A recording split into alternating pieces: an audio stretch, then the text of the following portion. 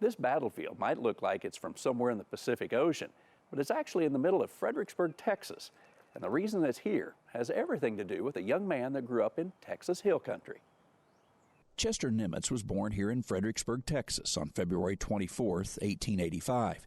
He became one of the country's top military leaders during World War II. Admiral Nimitz actually wanted to go to West Point.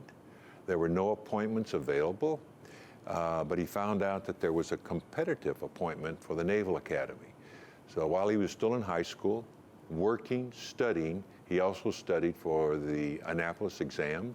He took it, he won it, and he actually went to the Naval Academy before he graduated from high school. Nimitz served as commander of the Pacific Fleet. The War in the Pacific Museum is today located in his hometown.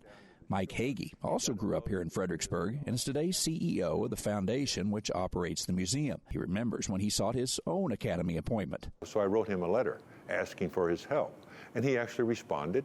And he said, "Dear Mike, thank you for your letter. I'm very proud that you're from Fredericksburg and that you want to go to the Naval Academy. I recommend you contact your 2 senators and your congressman. Best wishes, Chester W. Nimitz." Despite not getting that recommendation from Nimitz, Hagee did achieve the academy and went on to become the commander of the U.S. Marine Corps. Today, he helps share the vast collection of this museum, which spans 3 separate sites in the town. The Bush Gallery, which we're in today, about 30,000 square feet of artifacts.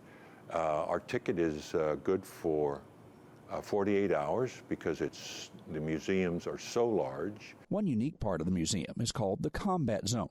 It's an area that helps visitors understand the challenges U.S. troops faced when reclaiming control in the Pacific.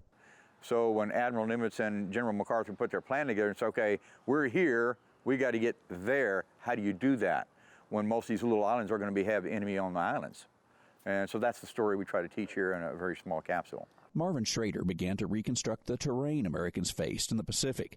But the Combat Zone is much more than a place to simply see. The museum hosts events where soldiers once again take the battlefield. Well, that's what we do out here. So all of a sudden, all these Marines come boiling out of the back of that LBT, and the stuff's going off, and people are going like, oh my gosh. Tanks, machine guns, and bunkers all help the scene come to life. Plus one other feature that always amazes the crowd. We have a working Mark II flamethrower which attacks that bunker over there on that hill. And when that guy goes up, everybody's got to be where they need to be and paying attention because that's 1,200 degrees of heat just immediately he squeezed that trigger. There's no guessing on that one. The Combat Zone, plus the many artifacts and displays at the museum, help tell the story of a hometown hero, but most importantly, convey the price of freedom achieved in the Pacific.